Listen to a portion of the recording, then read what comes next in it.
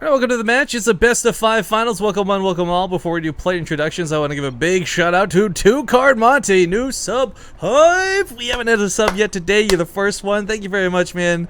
I don't know if you can hear the smile on my face, but I do appreciate your support. Enjoy the double part 2s, all the replays we send out, and of course, make sure to abuse our emoticons.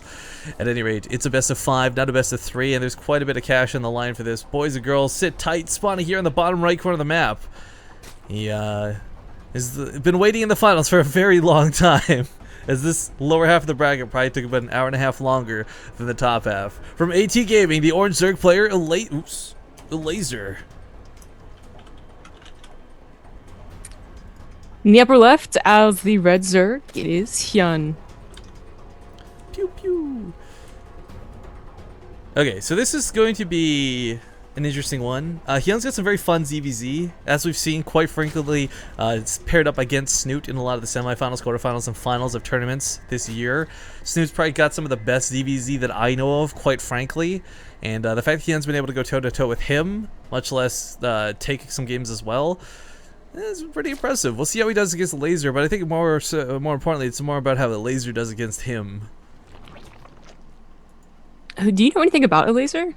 Yeah, we've cast him actually quite a bit in the past. He's not too bad. I think, I want to say he's either, I want to say Polish off the top of my head.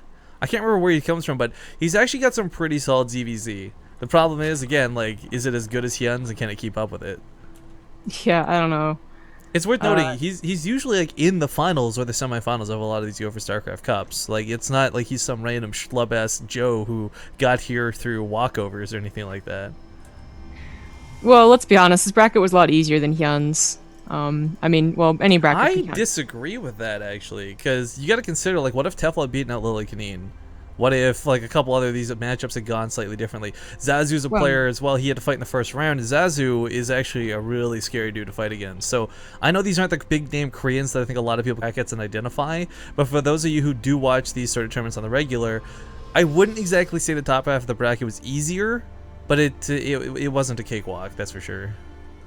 Well, I mean, like, would you really say that based off of the brackets that we saw that Elazer went through today, that we can say, oh, he has what it takes to take down a guy like Hyun?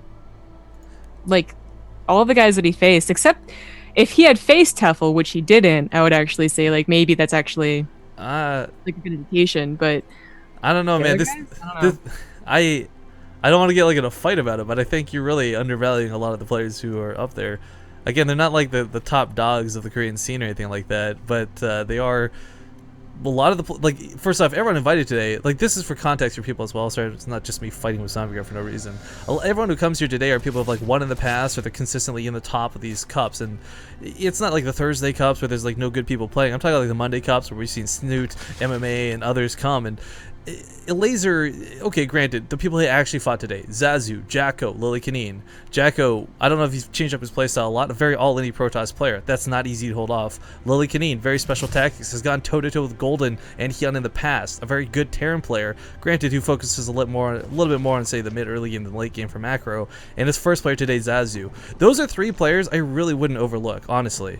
Now, I wouldn't say they're exactly Hyun's by any means, but, I mean, compared to what Hyun had to go through of Zake, Goody, and Revolver, they're the more prevalent names that you see. But I don't know. I think the Laser getting to the finals is well deserved.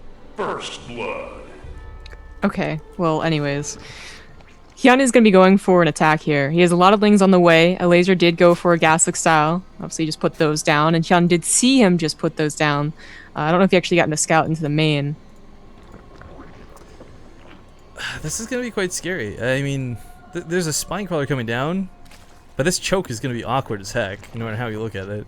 Yeah, that's a problem with going gases on this map at least. Is like, yeah, you can still defend even without the full wall off, but it's going to be a lot harder. This sucks you had to kill the tumor. It's blocking out the evolution chamber there.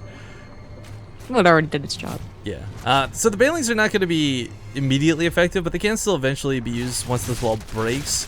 No transfuses available on this Roach War, and more walls coming down behind this. Spinecrawler's trying to seal this off, and of course the Queens do what they can. There's about one or two, there's one transfuse in this actually.